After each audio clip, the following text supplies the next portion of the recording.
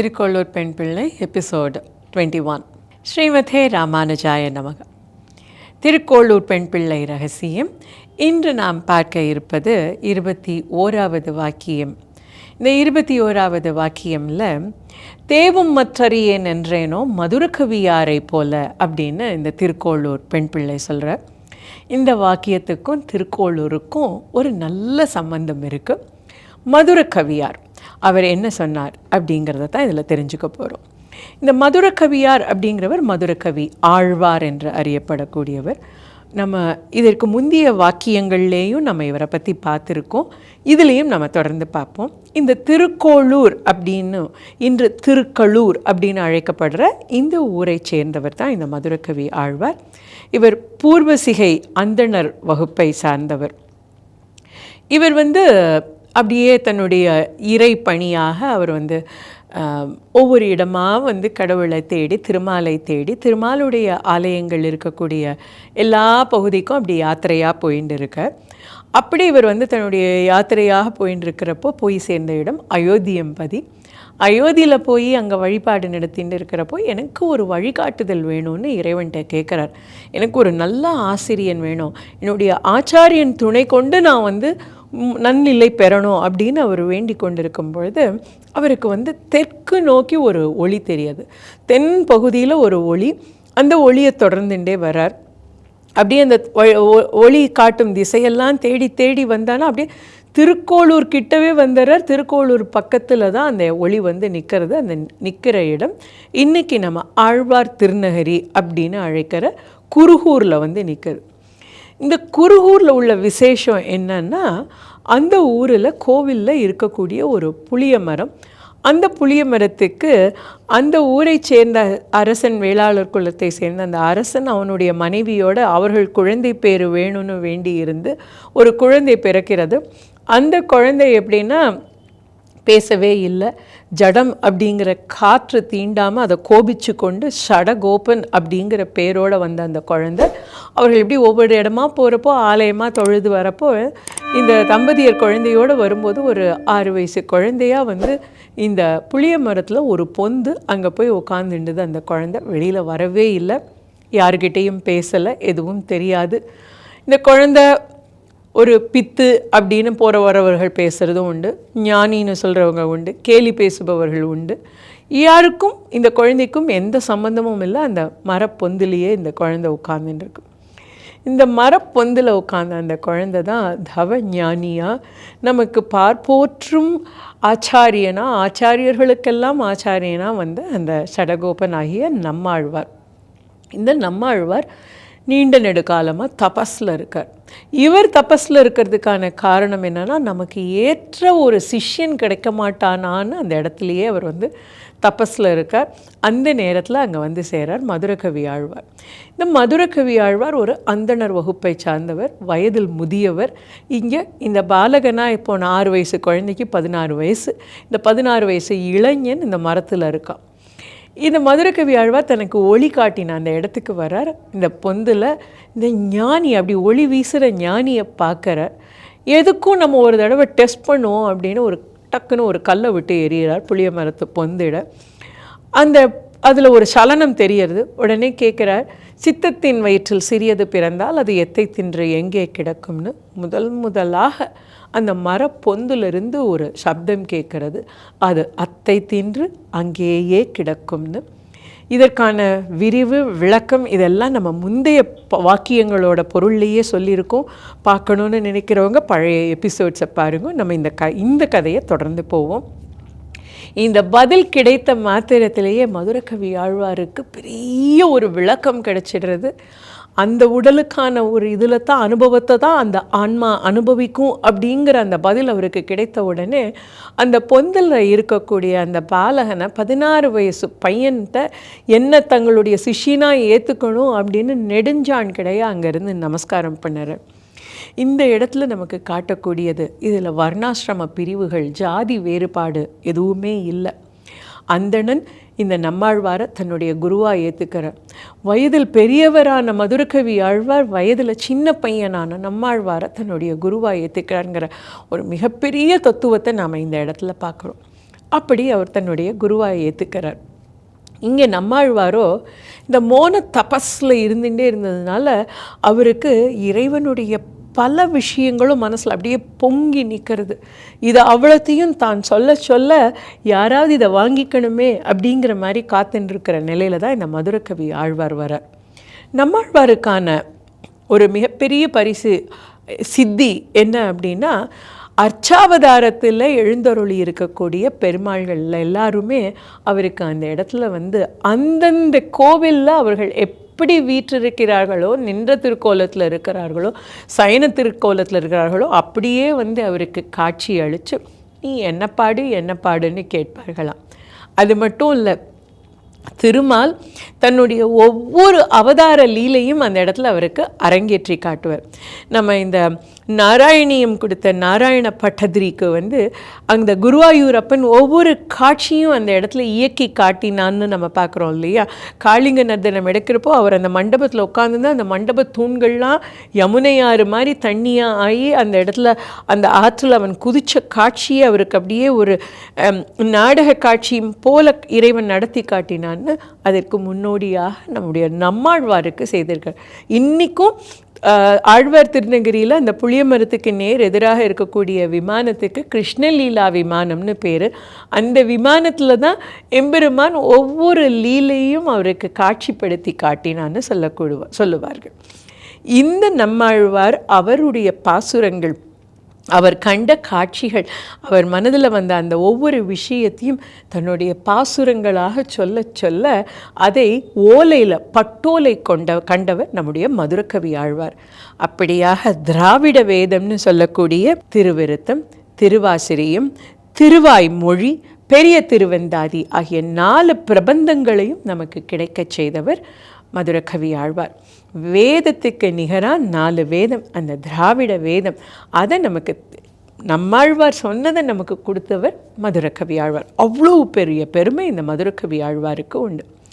இந்த மதுரகவி ஆழ்வாருடைய ஒரு ரொட்டீன் அப்படின்னு சொல்லலான்னா, அவர் என்ன பண்ணுவார், தினமும் காத்தால எழுந்து தன்னுடைய குருவுக்கு பணிவிடை செய்வதற்காக நேர ஆதிபீரான் ஞானபீரானோட கோவிலுக்கு வருவர். கோவிலுக்கோ பெருமாளையோ சேவிக்கிறது கிடையாது. நேராக புளியமரத்தடிக்கு வருவர், தன்னுடைய குருவுக்கு பணிவிடை செய்வர். குரு சொல்வதை அப்படியே ஓலைப்படுத்துவர். குருவுக்கு ஏதாவது பணிவிடை உண்டுன்னா அதை செய்வார். அதை தவிர அவருக்கு வேறு ஒன்றுமே வேலை இல்லை. ஒரு நாள் கூட கோவிலில் போய் சேவிக்கிறது இல்லை. இந்த காலகட்டத்திலலாம் அர்ச்சாவதார மூர்த்திகள்லாம் பேசுவது உண்டு. இதை நம்ம குரு பரம்பரை செய்திகள்லையும் பார்த்துருக்கோம். அப்படி இருக்க ஒரு நாள் ஆதிபீரான், அதாவது நம்மாழ்வாரே சொல்லுவார், ஆதிபீரான் இருக்க மற்ற தெய்வம் நாடுதீரோ அப்படின்னு. இங்கே ஆதிபீரான் இருக்கிறப்போ உங்களுக்கு வேறு தெய்வம் வேணுமா அப்படின்னு கேட்கக்கூடிய நம்மாழ்வார், ஆனால் அவருடைய சிஷ்யனான இந்த மதுரகவி ஆழ்வார் அந்த ஆதிபீரானை சேவிக்க கூட இல்லை. ஒரு நாள் ஆதிபீரான் என்ன பண்ணார்னா, மதுரகவி ஆழ்வாரை தடுத்து நிறுத்தி இங்கே வாரும் அப்படின்னு கூப்பிட்டார். அவர்கிட்ட கேட்குறார், உன்னுடைய குருவே சொல்லியிருக்கார், நீ ஒரு நாள் கூட என்ன திரும்பி பார்க்காம நீ நம்மாழ்வார் பின்னாடியே ஓடிண்டே இருக்கிய, சடகோபனியே போய் பார்க்குறியே, என்கிட்ட ஒன்றுமே கேட்கலையே அப்படின்னு கேட்குறார். அப்படி கேட்குறப்போ மதுரகவி ஆழ்வார் சொல்லுறார், நீங்கள் சடகோபனுக்கு உம்முடைய திருவடி உண்டு இல்லையா அப்படின்னு கேட்குறார். அதற்கு பெருமாளும் நிச்சயமாக உண்டுங்கிறார்.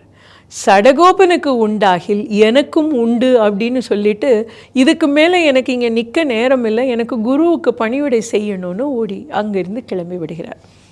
இதுக்கு இன்னொரு ஒரு விஷயம் என்னென்னா, நம்ம எப்படி ஆழ்வார்கள் அப்படிங்கிற ஒரு தகுதி வருது அப்படிங்கிறத பார்த்தோம். முதல்லையே மொத்தம் நமக்கு 10 ஆழ்வார்கள் தான் இருந்தார்கள். அப்புறம் 5 குடிக்கு ஒரு மகளாய் அப்படின்னு ஆண்டாள் ஆழ்வார்களில் வந்தார். அதற்கு பிறகாக மதுரகவி ஆழ்வாரும் ஆழ்வாரில் சேர்த்து கொள்ளப்பட்டார். ஏன் இந்த நிலை அப்படின்னா, ஆழ்வார் அப்படின்னாலே அவர்கள் பக்தியில் ஆழங்கால் பட்டு திருமால் பேரில் அழகிய தமிழ் பாசுரங்களை இயற்றினதுனால தான் அவர்கள் ஆழ்வார் அப்படிங்கிற ஒரு இதுக்குள்ளே வராங்க. ஆனால் மதுரகவி ஆழ்வார் என்னென்னா 10 பாசுரம் தான் எழுதியிருக்கார். இந்த 10 பாசுரமும் திருமால் மேலே எழுதாமல் தன்னுடைய குருவான நம்மாழ்வார் பேரில் தான் எழுதியிருக்கார். அப்படி இருக்கிறதுனால இவரை சேர்க்கணுமா அப்படிங்கிற ஒரு பெரிய தர்க்க விவாதம் நடந்து அவர் நம்மாழ்வார் தான் இந்த இதுக்கெல்லாம் ஆச்சாரியனுக்கெல்லாம் ஆச்சாரியன் ஆதி குருவாக இருக்கக்கூடியவர் அப்படிங்கிற இதை ஸ்தாபித்ததுனால மதுரகவி ஆழ்வார் அந்த அந்தஸ்தை பெறுகிறார். அதனால் அவர் 12வது ஆழ்வாராக சேர்க்கப்படுகிறார். இந்த மதுரகவி ஆழ்வாருடைய சிறப்பு நம்ம இந்த ஓலையில் இந்த நம்மாழ்வாருடைய 4 பிரபந்தங்களையும் ஏற்றி நமக்கு திராவிட வேதத்தை தந்தார்னு பார்க்குறோம். அந்த காலகட்டத்தில் ஒரு வழக்கம் இருந்தது. ஒரு தமிழ் படைப்பு அப்படின்னு வந்ததுன்னா அது சங்கப்பலகை ஏற்றுக்கணும். சங்கப்பலகை ஏற்றுக்கிறதுக்கு என்னென்னா அந்த பாசுரங்களை கொண்டு போய் பலகையில் வச்சா அது மூழ்காமல் அது வெளியில் வரணும். அப்படி வந்தால் தான் சங்கப்பலகை ஏற்றுக்கும். அப்படி எடுத்துக்கொண்டு போன போது அந்த இடத்துல ஒரு சிறிய இது வருது. அப்போது மதுரகவி ஆழ்வார் தான் பாடிய 10 பாசுரங்களையும் கண்ணினும் சிறுத்தாம்பு அப்படிங்கிற அந்த பிரபந்தத்தில் என்ன சொல்கிறாருன்னா, கண்ணினும் சிறுத்தாம்பினால் கட்டுண்ண பண்ணிய பெருமாயன் என்னப்பனை நன்னி தென்குருகூர் நம்பி என்ற கால் அன்னிக்கும் அமுதூரும் என்னாவுக்கே நாவினால் நவிற்றி இன்பம் எய்தினேன் மேவினேன் அவன் மெய்க்கழல் கண்பையே அப்படிங்கிற அந்த ஒரு 10 பாசுரம் வருகின்றது. அந்த இதை கண்ணினும் சிறுத்தாம்பு அப்படிங்கிற இந்த 10 பாசுரத்தை முதல்ல அவர் வைக்க, அதை சங்கப்பலகை ஏற்றுக்கொள்ள, அதன் வாயிலாக நம்மாழ்வாருடைய 4 பிரபந்தங்களையும் இந்த தமிழ் உலகம் ஏற்றுக்கொள்ள செய்தவர் மதுரகவி ஆழ்வார். இப்போ இந்த கண்ணினும் சிறுத்தாம்பினால் கட்டுண்ண பெண்ணிய பெருமாயன் அப்படிங்கிற அந்த பாசுரத்தை பார்ப்போம். கண்ணி நுண் சிறு தாம்பினால் கட்டுண்ண பண்ணிய பெருமாயன். இதை வெளிப்படையாக கேட்டால் நமக்கு என்ன தெரிய வருது? யார் இந்த தாம்பில் கட்டு பண்ணினா? அது நம்முடைய கண்ணன். எப்படிப்பட்ட தாம்பானா கண்ணி நுண் தாம்பு, ரொம்ப சிறு தாம்பு.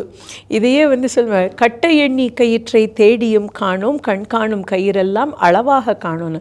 யசோதை இந்த பிள்ளை ரொம்ப சேட்டை பண்ணுறான் அப்படின்னது இவனுக்கு ஏற்கனவே சொல்லி சொல்லி மிரட்டியிருக்கா. நீ இந்த பாரு, அடுத்தாத்துல போய் பாலை திருடினியானா உன்னை இந்த இதில் கட்டி போட்டுடுவேன்னு. இதனால் இந்த குழந்தை என்ன பண்ணினான்னா வீட்டில் இருக்கிற கயிறு எல்லாத்தையும் துண்டு துண்டாக நறுக்கி போட்டிருந்தானா. அதனால் கோபியர்கள் அவளிடம் குறை சொன்ன உடனே இந்த பையனை கட்டி போடுறேன் அப்படின்னு கண்ணனை அழைத்து கொண்டு உரலோடு கட்டணும்னு பார்த்தா கயிறே இல்லை. அதனால அவள் சின்ன சின்ன கயிறெல்லாம் இணைச்சி ஒன்றாக்கி அப்புறம் அதை அவனை கெட்டி போட்டான்னு சொல்லுவாள். அப்போவும் அவனா கட்டுண்டான்னு சொல்லுவார்கள். இதை வெளிப்படையாக அப்படி தெரியும். அப்போது கண்ணி நுண் சிறு தாம்பினால் கட்டுண்ண பண்ணிய பெருமாயன் யாருன்னு இங்கே சொல்கிறாருன்னா, அவனை கட்டி போட்டவன் யார் அப்படின்னா அது நம்மாழ்வார். என்னப்பன் நன்னி தென்குருகூர் நம்பி என்ற கால். அவன் பாட்டு, அவன் பேரை சொன்னாலே அன்னிக்கும் அமுதூரும் என்னாவுக்கே. அவனுடைய பாசுரங்கள் இனிமை, அவன் பேரு இனிமை, அது சொன்னாலே என் நாவுக்கு அமுது ஊறும் அப்படின்னு நம்மாழ்வார் அவ்வளோ பெரிய இடத்துக்கு கேட்கிறார். நாவினால் நவிற்று இன்பம் எய்தினேன் மேவினேன் அவன் மெய்க்கழற்கு அன்பையே. நான் என் வாயில் ஃபுல்லாக அவனுடைய திருநாமம் தான். யார்? நம்மாழ்வார் சொன்ன வார்த்தைகள், அவருடைய பாசுரத்தை தான் கொண்டிருக்கேன் அப்படின்னு சொல்லிகிட்டே இருக்கும் பொழுது தேவும் மற்றறியேன் அப்படிங்கிறார். எனக்கு வேறு தெய்வமே தெரியாது. எனக்கு தெரிஞ்ச தெய்வம் எல்லாம் நம்மாழ்வார் தான். நம்மாழ்வாருக்கு திருவடி பாக்கியம் உண்டுன்னா எனக்கும் கிடைக்கும் அப்படிங்கிற மிக உயரிய சரணாகதி தத்துவத்தை கொண்டவர் இந்த மதுரகவி ஆழ்வார். அவர் சொல்கிறார். இந்த வாக்கியத்தை தான் இங்கே நம்முடைய திருக்கோளூர் பெண் சொல்கிறார். இதில் நம்ம இன்னும் இந்த மதுரகவி ஆழ்வாருடைய ஏற்றமாக நம்ம என்ன பார்க்குறோன்னா, 32 வயசில் நம்முடைய நம்மாழ்வார் பரமபதம் எழுந்தருளின பிறகாக அவர் சொன்ன அத்தனையும் ஏடுபடுத்தினது மட்டும் அல்லாமல் நம்மாழ்வாருடைய திரு உருவச் சிலையை வடிக்கிறார். தான் கண்ட தன்னுடைய ஆச்சாரியன் எப்படி இருப்பார் அப்படிங்கிறத வடித்து நமக்கு கொடுத்தவர் மதுரகவி ஆழ்வார். இன்றைக்கும் ஆழ்வார் திருநகரியில் போய் நம்முடைய ஆழ்வாருடைய திருக்கோவிலில் பார்க்கக்கூடிய அந்த சிலையை நமக்கு அவருடைய, அதாவது சொல்லுவா இல்லையா, to the dot, specifications to the டாட்னு, அந்த அளவுக்கு என் குரு எப்படி தான் இருப்பார், 16லேருந்து 32 வயசில் தான் பார்த்த அந்த உருவ சிற்பிக்கு சொல்லி வடிவமைத்த அந்த சிலை, அதை தான் நாம் இன்றைக்கி நம்மாழ்வாராக திருக்குருகூரில் ஆழ்வார் திருநகரியில் வழிபடுறோம். இன்னும் ஒரு சிறப்பு இந்த மதுரகவியாருக்கு என்னென்னா, நம்ம கோவிலெலாம் போனோன்னா பெருமாளுக்கு ஆரத்திலாம் பண்ணதும் ஸ்ரீ சடகோபம் சடாரின்னு நமக்கு ஒரு கிரீடம் கொண்டு வந்து சேவித்து வைப்பார்கள். இந்த கிரீடத்தில் ஒரு திருவடி இருக்கும். இந்த திருவடி நம்மாழ்வாருடைய திருவடி. நம்ம எப்போ திருமாலை வழிபடுறோமோ நம்மாழ்வாரை நம்முடைய தலையில் வாங்கிக்கிறோம் ஸ்ரீ சடகோபம் வாயிலாக. அப்படி அந்த திருவடி இருக்கிறது. ஆழ்வார் திருநகரியில் மதுரகவி ஆழ்வார் வேண்டிக் கொண்டது என்னன்னா, ஆழ்வாரிட்டிருந்து வரக்கூடிய அந்த திருவடி மதுரகவியினுடைய திருவடியாக இருக்கணும்னு. அது ராமானுஜருடைய காலத்துக்கு பிற்பாடு அங்கே இப்பொழுது ராமானுஜருடைய திருவடி தான் எழுந்தருள பண்ணது. ஆனால் ஸ்ரீரங்கத்தில் ஆழ்வார் சந்நிதியில் இன்றைக்கும் மதுரகவி ஆழ்வாரை தான் சேவித்து வைப்பாங்க. அதாவது அந்த நமக்கு தலையில் சாத்தக்கூடிய அந்த ஷடாரியில் அந்த கிரீடத்தில் இருக்கக்கூடிய திருவடி மதுரகவி ஆழ்வாருடைய திருவடி. அவ்வளவு பெரிய ஏற்றம் இந்த மதுரகவி ஆழ்வாருக்கு. மதுரமான 10 கவிகளை தன்னுடைய ஆச்சாரியனாகிய நம்மாழ்வார் மேலே பண்ணி, அந்த நம்மாழ்வாரை பற்றி சொல்லும்பொழுது தேவும் மற்றறியேன், எனக்கு வேறு எந்த தெய்வத்தையும் தெரியாது, எனக்கு தெரிஞ்சதெல்லாம் குருகூர் சடகோபன், அவன் தாள் மட்டும்தான் அப்படின்னு உயரிய சரணாகதியை குருவுக்கு ஆச்சாரிய பக்தியை காட்டின அந்த மதுரகவி ஆழ்வாரை தான் இந்த இடத்துல தன் ஊரில் பிறந்து நம்மாழ்வாருக்கு திருத்துண்டனாக இருந்த மதுரகவி ஆழ்வாரை பற்றி திருக்கோளூர் பெண் பிள்ளை தேவும் மற்றறியேன் என்றேனோ மதுரகவி ஆழ்வாரை போலே என்று சொல்கிறார்.